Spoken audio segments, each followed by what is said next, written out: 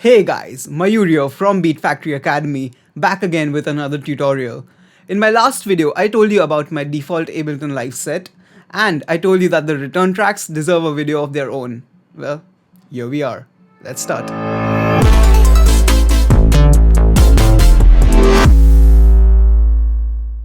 So I have been teaching aux channels and return tracks to my students for a while now, and the explanation is pretty straightforward.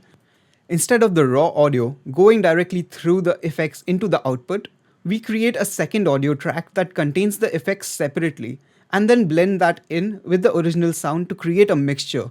This is also called as parallel processing.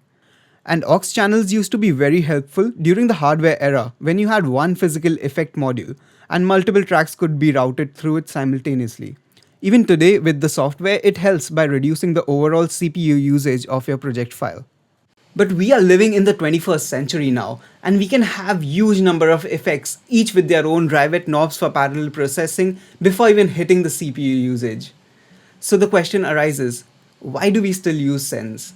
Well, what if I told you there are certain audio effects which can never be achieved if I use them as inserts?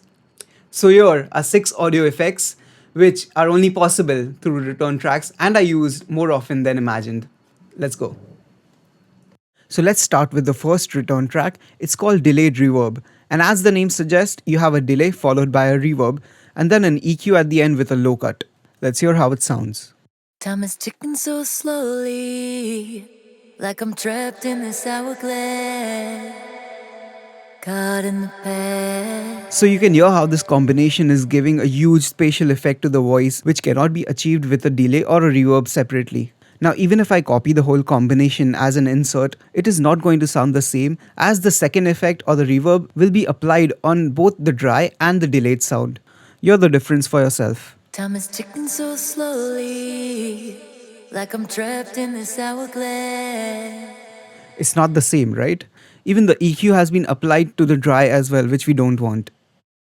Now let's come to the second return track. This is a ping pong delay, but with a twist. Along with a filter in the delay itself, I have a saturator before cutting the low frequencies out. But the most unique feature is at the end, where I reduce the stereo width of the track so that it doesn't sound like any other ping pong delays. Now once again, if I had this combination as an insert, the stereo width would have been reduced for the dry as well, which we don't want. Time is ticking so slowly, like I'm trapped in this hourglass, caught in the past. Now coming to the third return track, it's once again a delay but with a sidechain compressor in it. You can see I have already assigned the sidechain to the vocal track, so whenever the dry vocals are playing, the delay will be ducked down. Have a listen to this. Time is ticking so slowly, like I'm trapped in this hourglass, caught in the past. Now this kind of effect is very frequently used for vocals, and now you know an easy technique to do it. Now coming to the fourth return track and the secret tip that you will not find anywhere on the internet. I'm using an external plugin for this called PS22 by Waves, followed by a mid-side EQ. Before I explain, hear what the effect does. Time is ticking so slowly, like I'm trapped in this hourglass. You can hear the voices going towards the left and becoming wider. No regrets here, but You can tweak these settings to go to any side you want, but the real magic is after this. I'm using a mid-side EQ, and as you can see, I have removed everything from the mid section. And by using this as a return track, I am eliminating all possible phase issues that might arise in the mono compatibility. Now, I know I've thrown a lot of words out there which you might not know if you're new to music production, but wait till the end of this video to know how you can learn all these things. For now, just listen to how it sounds when I enable mono in my master.